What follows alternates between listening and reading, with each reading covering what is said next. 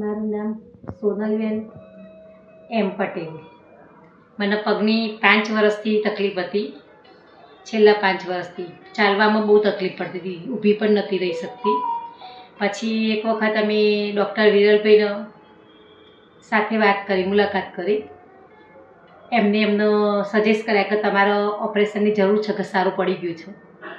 એટલે પછી અમે મારુતિ મલ્ટીસ્પેશિયાલિટી હોસ્પિટલમાં એમને એડમિટ કર્યા અને ઓપરેશન કર્યું. અત્યારે સારું રિઝલ્ટ છે.